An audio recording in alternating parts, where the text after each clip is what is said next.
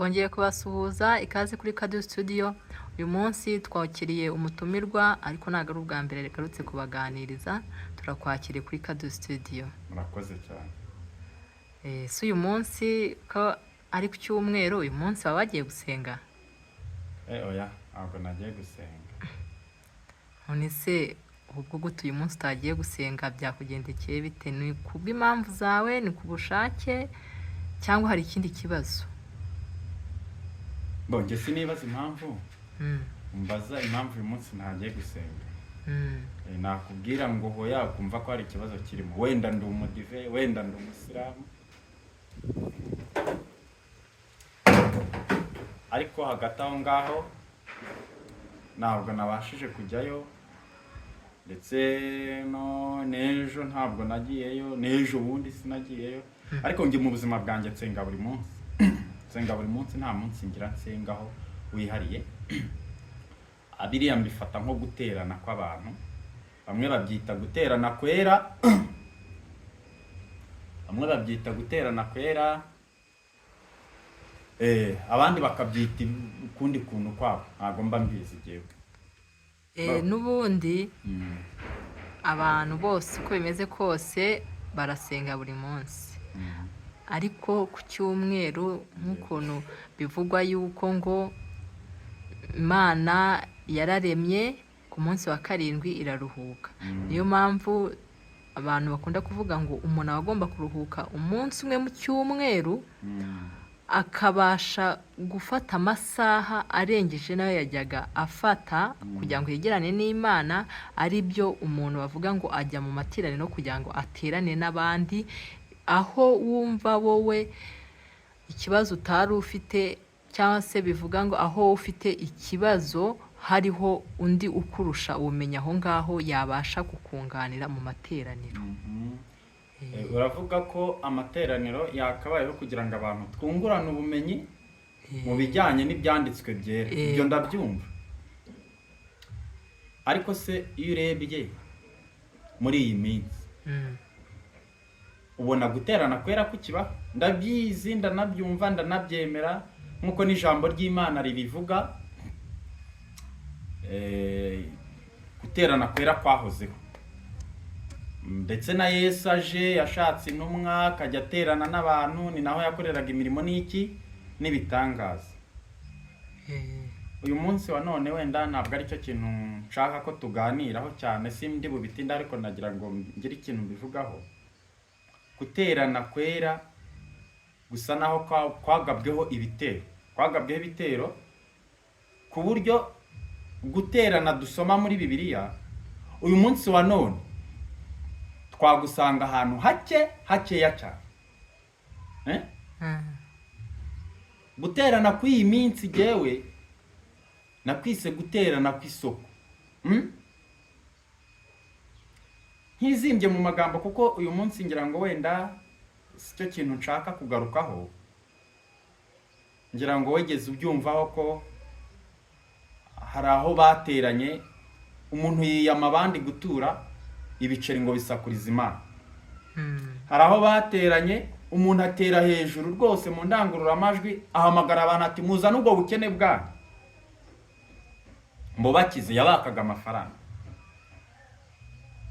None bavuga ko iyo uzanye amafaranga ubukene bubahaye ukasigarana ubukire. Icyo nicyo nshaka nyine kugarukaho. Ndashaka kwereka ko guterana kw'iyi minsi kw'amadini n'amatorero y'uyu minsi, njye ntita amatorero cyangwa amadini, ahubwo nyita ibimina. Ariko ibimina nabyo bitari ibimina bino bisanzwe, kuko buriya mu kimina ushyiramo n'undi agashyiramo, umwaka washiramo ukagabana inyungu.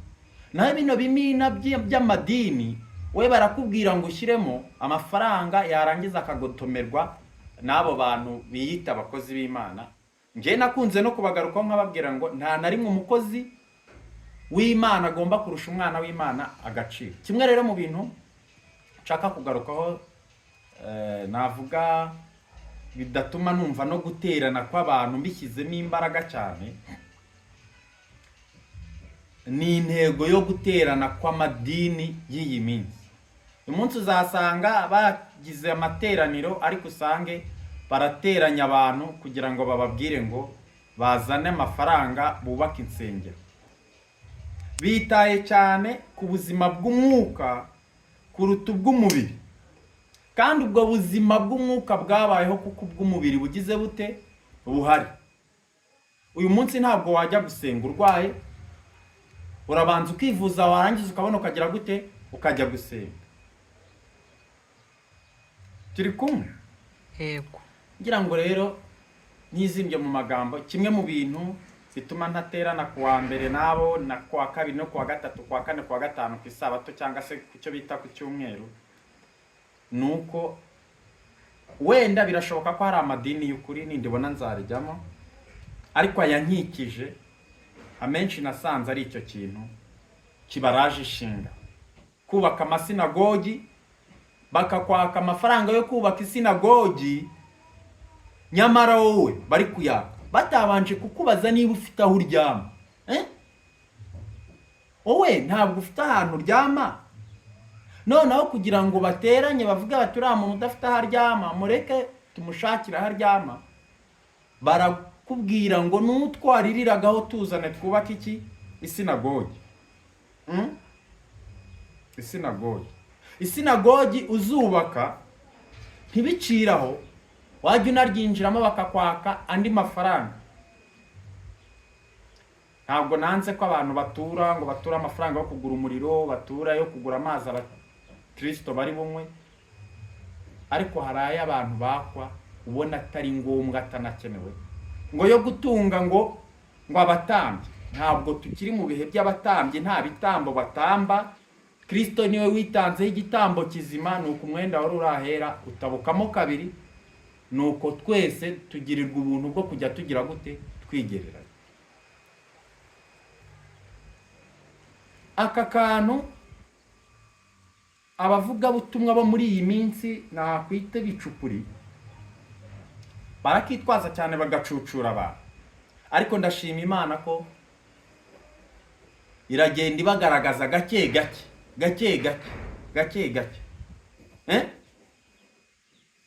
Aba bayaya b'Imana cyangwa se aba bakozi, birashoboka ko koko harimo abana b'Imana nyabyo, nta nubwo mbita abakozi. Uwo mbonye ari mu ruhande rw'Imana mwita umwana w'Imana, biba ari byiza.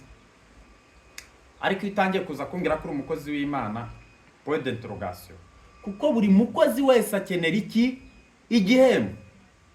Naho umwana akora adategereje iki igihembo, ahubwo ategereje inyungu zaturuka mu byo yagize ate yakoze. Turi kumvikana? Ngira ngo ntatinze turi no gusatira akantu nashakaga ko tuganiraho kariho muri iyi minsi, ariko nshimira Imana ko kabaye. Nongera ngaruka nibariza abana b'Imana abo dusangiye data, aba bapasiteri n'abapasiterine nge nkunda kwiyitira b'ibicupuri, koko baracyakujya imbere. Umuntu yaraje arakubwira ngo ibiceri bisakuriza Imana, kandi mu ijambo ry'Imana hari urugero rw'umuntu watuye neza kurusha abandi. Bibiliya itubwira ko yari umugore w'umukene wari ufite uduceri tubiri, aba ari two atura, abandi batuye amanote. Ngo ariko Kristo aravuga ngo uriya mugore niwe utuye neza kuko abandi batuye ibyagize gute byabasagutse. None wowe pasiteri, wowe bwenge buke utinyuka ute kuvuga ngo ibiceri bisakuriza Imana? Ibiceri bisakuriza Imana, kandi Yesu ku rugero yaduhaye rw'umuntu watuye neza kurusha abandi yaratuye ibiceri bibiri. Uwo ni umururumba wigishanya ni n'ubusambo. Ngira ngo tuze mbabaze bantu b'Imana kandi bakozi bana b'Imana, njye nta mukozi w'Imana njya mbona. Ni gute uyu munsi wa none ku cyumweru nkuko bambazaga ngo kuki ntagiye gusenga cyangwa se mbese nagiye gusenga, ni gute watinyutse kongera kwicara imbere y'uwo mupasiteri wakubwiye ngo igiceri gisakuriza Imana? Rimwe na rimwe arigiye mbona abana b'Imana turi inzanga. Ari umugabo wageze avuga ngo inzahari, twemba mbona turi inzazama.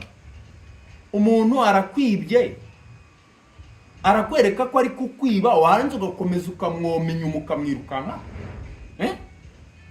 mbwira ukuntu umuntu yavuze ngo ibiceri bisakuriza Imana, uyu munsi wa none uwo muryango wari winjiyemo ukaba ukiwinjiramo. Ntabwo ubona ko urwo atari urusengero, ahubwo ari ibagiro bagiye kubagiramo intama z'Imana. Ko uwo ntabwo ari umushumba baragiye, ahubwo ni umubazi. Uwo ni umubazi. Ni umubazi. Ntabwo wari umushumba, ni umubazi. Numvishe ngo hari abo bita abasatuzi. Niko wowe uraba umukozi w'Imana hanyuma uhindukira usatura abana b'Imana ngo wabasatuye? Ahubwo mba mbona rimwe mwasaduze. Nukuri urimo uratuka abakozi b'Imana. Jewe aba bakozi b'Imana baragapfata ari abakozi b'Imana. Kuko umukozi w'Imana uza kuvuga ngo igiceri gisakuriza Imana, umukozi w'Imana uza kukubwira ngo zana ubwo bukene bwawe ari kukwaka amafaranga 1000 wikorereye umufuka wa sima, akakikwaka akakigucucura ngo agukijije ubukene, akagusezeranya ko ejo uzabona Range Rover, atabasha no kugenda ngo akwakiriwe ku meza musange, atabasha no kugusanga mu nzira ugenda n'amaguru ngo aguhere ifuti muri ya modoka yaguze muri cya 1000 cyawe yateranyije n'ibyo yambuye abantu. Uwo ntabwo ari umukozi w'Imana. Waragasama. Kimwe mu bintu rero bimbabaje muri iyi minsi, ariko kandi bikananshimisha, mwabonye abantu barimo bishyira hanze. Ngira ngo mwarababonye. Mwarababonye. Nabonye harimo ngo uwitwa ngo Pasiteri, niba ari ngo Claude, ngo witwa Pasiterine Mutesi. Narabibonye ku mbuga nkoranyambaga. Bivugwa ko baramo baraterana amagambo bakavuga ibiteye isoni ku karubanda sha. Ariko Satani ndamwemera, nawe ni umukozi. Satani aragushuka ukiyambika imyenda itagukwira, yanze akakuvugira izinduru. Ntabwo ndi hano kugira umuntu nshiraho urubanza, ahubwo ndi hano kugira ngo twiganirire namwe bavandimwe banje bana b'Imana duhuje data. Ese ntago mubona ko aba bantu bitwa abakozi b'Imana ari ibisamba ahubwo byaje kwiba urugo rwa data? Niko uyu munsi wa none hari umuntu uri umupasiteri uri kubyukira ku mbuga nkoranyambaga yandagaza uri umupasiteri kazi akiri kwigisha, maze bose bari kujya baza barira. Umwe akaza avuga ukuntu umwe yashatse ko basambana, undi akaza avuga ukuntu undi yashatse ko basambana. Buri wese yitaye ku makosa ya mugenzi we. Bose ko nge nabumvishe muri iki kiganiro numvishe ku mbuga nkoranyambaga, nta n'umwe ushaka kureba amakosa yakoze ahantu ari. Muzajye ku mbuga nkoranyambaga muzabibona, ama YouTube channel, umva menya na YouTube channel batagezeho, 3D TV n'izindi. Mumbabarire mwandikemo ngo Pastor Claude, Pastor Mutesi, muzungu. Abakozi b'Imana haburemo n'umwe uca bugufi, birirwa batubwira ngo umuntu nagukubita urushyi mu musaya w'iburyo muzahindukire akubite no muwi ibumoso.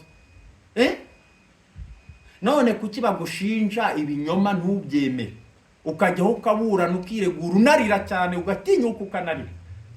Yesu mwaba muri gushinjwa ibinyoma biruta ibyo Yesu yashinjwe bikamugeza no ku rupfu, ku buryo mwumva kwihangana kwanyu kubaye zeru, mukajya gutesha Imana agaciro n'umurimo mwayikoreye, niba koko ariyo mwakoreye.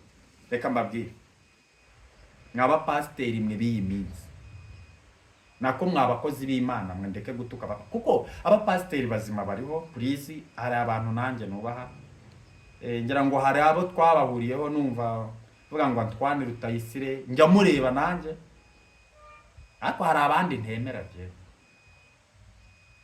Hari abantu ntemera, ugasanga aravuga Imana ku munwa gusa, yamara kwinjira muri zira modoka za sanga birahabanye.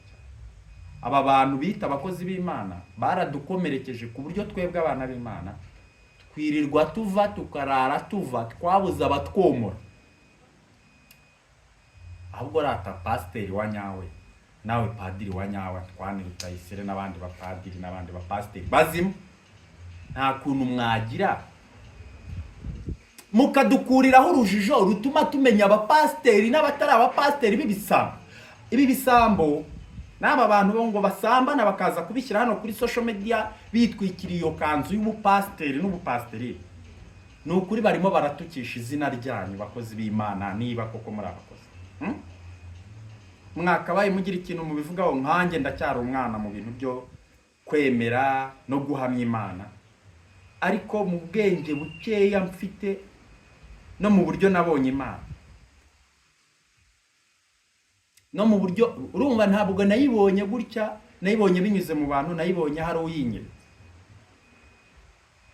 Aba bantu biyita abakozi b'Imana, mushatse mwakora ihuriro ryanyu rifatika rigari, nk'uko abanyamakuru bo hirya no hino ku isi by'umwihariko nko mu Rwanda bafite ikigo kibashinzwe RMC, n'abapasiteri mu Rwanda mukagira ikigo gishinzwe abapasiteri.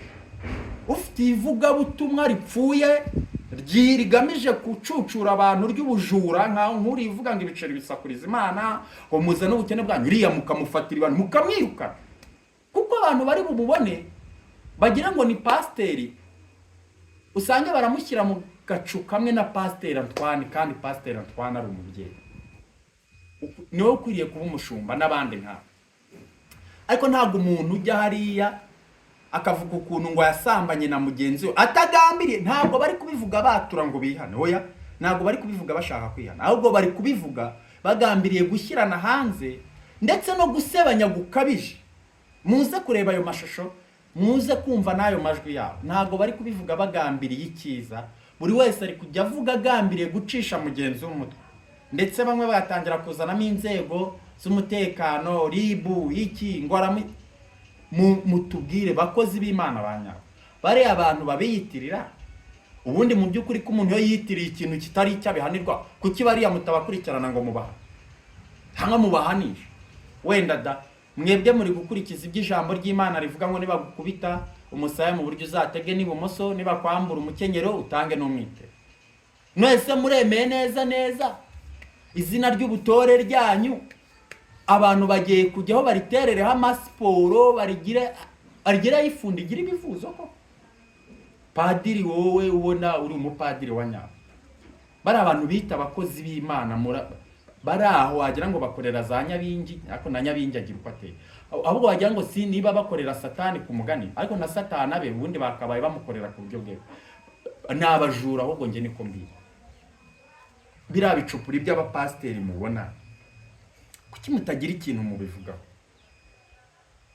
Ngewe mvuze ibi bintu kubera ko mbabajwe cyane n'aba bantu biyise abakozi b'Imana, hanyuma mu gacu gakeya bakaba bari hano kuri izi mbuga batukana. Vurema akajya atukana akanarahira ngo mu izina ngo ry'usumba byose, akarahira ngo Imana atinya ngo akorere.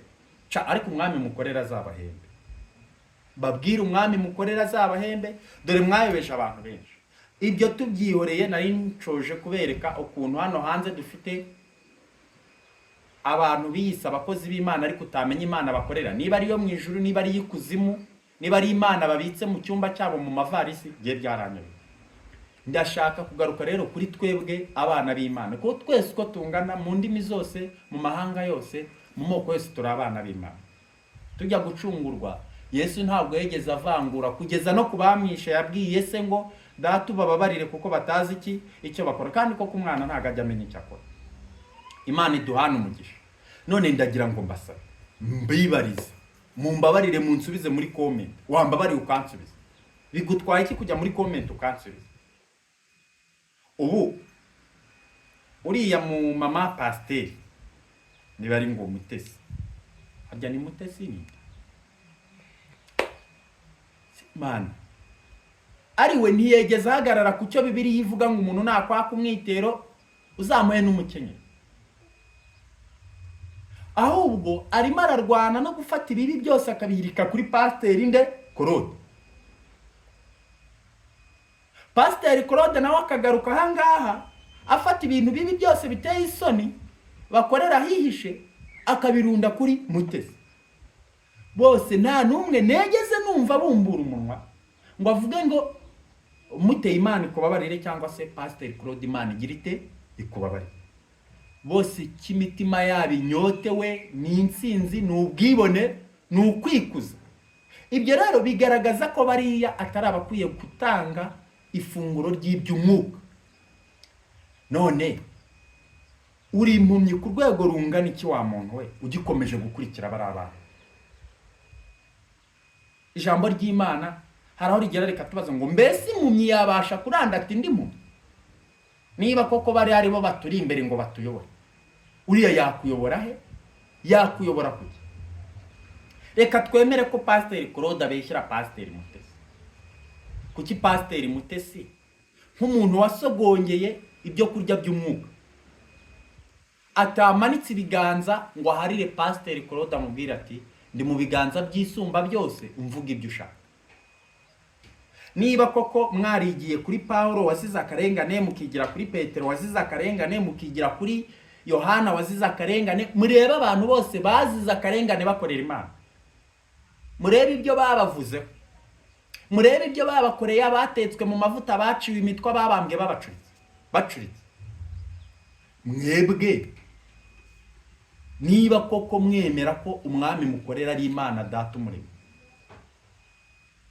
ni iki kiri gutuma muhera mu guterana no gusigana ibyaha hakaba habuze n'umwe uharira undi ngo ace bugufi asabe mugenzi w'imbabazi kugira ngo byibura icyubahiro kibi cy'Imana? Ahubwo mwese muri kurwana no kwigira abakiranutsi, mukarushaho gukomeretsanya ubwanyu, ariko munakomeretsa twebwe bantu twari twarabagiriye icyizere ngo mukoreshe ibyo biganza byanyu mutugaburira ibyo kurya by'iki by'umwuka. Mwarangiza ngo mwari inzahara, ahubwo muri inzaza uyu munsi, muri n'inzanga ahubwo. Mwishungure mwirebe, murebe ukuntu akanyama gato bita ururimi kabarindimuye, kabakuye ku ntebe y'ubwibone mwari mwiceho, kakaba kari kubavuruguta hasi, gatuma mutambuka mwububa mubundabunda. Ntabwo ndi hano kugira ngo mbacire imanza, kuko simwe gusa, baba ari abavuga ko Imana ibiceri biyisakuriza, ari abavuga ko amafaranga twavunikiye yarakwiye kudufasha ngo tubeho tugomba ko yabaha ngo ari ubukene, baba ari mwebwe muvuga ngo mwararyamanye, baba ari abo ngabo bari kubara ngo abagore mwagize cyangwa abandi bari kubara abagabo mwinjiye. Ntabwo ndi hano kugira ngo mbacire imanza, ahubwo ndi hano kugira ngo mbibutse ko twese turi abana b'Imana. Nta mpamvu n'imwe ubundi ngiye mbona no kwiyita umukozi w'Imana ngo uri pasiteri, ngo uri umukozi w'Imana. Baba pasiteri nemera kandi nubaha, baba padiri nemera kandi nubaha, baba shehe nemera kandi nubaha. Reka mbisabira ikintu kimwe, niduhura cyangwa ninongera kubabona kuri izi mbuga nkoranyambaga, mwashaka ukuntu mutazajya mwiyita abakozi b'Imana, ahari kuba uri umukozi w'Imana ukahashyira kuba uri umwana w'Imana, kuko birimo birabacisha amazi, birimo birabambura ijambo. Sinibaza ukuntu ngewe uza kumpagarara imbere ukanyita umwana w'Imana, waranze ukambwira ibyo gukiranuka byo mu rugo rwa data nkaho ugomba kundusha ibintu biri mu rugo rwa data wasanze. Niyo mpamvu rero twese twari dukwiye kuba abana b'Imana, noneho ahubwo tukagira abakuru bacu mu by'umwuka, ariko twese tugahurira ku izina ry'uko turi abana b'iki b'Imana. Nawe ibyo kuvuga ngo umukuru mu by'umwuka yitwa umukozi w'Imana, ari umukozi n'umwana se n'iki gifite agaciro? Umwana niwe ufite agaciro kuruta umukozi. Bityo rero mwishukwa n'inda nini n'indambi yo kurwanira amaturo n'ibisa nayo, ngo mushake kuba abakozi kugira ngo mubone ukuntu mudekarara iki igihembo. Muba abana b'Imana, ahubwo mube bakuru bacu mu by'umwuka nk'abadutanze kumenya icyo Imana dushakaho. Bizanatuma twese dutahiriza umugozi umwe, nuko ijuru umusange rituri hafi kuruta uko ryagira gute ryatuba kure. Muri makeya rero rwose bantu mwigishwaga n'umuntu bita Mutesi Pasiteri Claude agahagarara akabigisha, byaba biteye agahinda uyu munsi nanone babasize muri ayo matiku, Claude akakwangisha Mutesi, Mutesi akakwangisha Claude, uyu munsi ukaba bagiye gusengera kwa Claude, ariko kuririra gusa kubwira ukuntu Mutesi yamuharabitse amubeshyera. Uyu munsi ukaba bagiye gusengera kwa Mutesi, Mutesi akubwira ukuntu Claude yamuharabitse. Byaba ari ikibazo mwagiye muri izo nsengero ari cyo kibajyana. Ndabahamagarira yuko aho kugira ngo ujye gusengera aho ngaho uzapfa utongeye gusenga, kandi nzi neza ko nta gihombo uzabibonamo. reka rero tureke gutinda. Icyo nashakaga kubabwira abana b'Imana dusangiye umubyeyi ni uko aba bantu bose bitwa abakozi b'Imana, uwo mwambaro bambaye ubatesha agaciro kandi ubambura ubushobozi bwo kuguhagarara imbere akubwira ko ashobora kukugaburira ibiryo by'umwuka cyangwa kukuyobora inzira yo gukiranuka, kuko nta na rimwe umukozi azarusha umwana iby'iwabo mu rugo. Imana ibaha umugisha. Hano ni kuri Kadu Studio, mukore subscribe, mukore share, muri comment abariho duhurira mugira ikintu muvuga kuri ibi bintu byo kwiyita umukozi w'Imana. Murakoze cyane. Ciao ciao.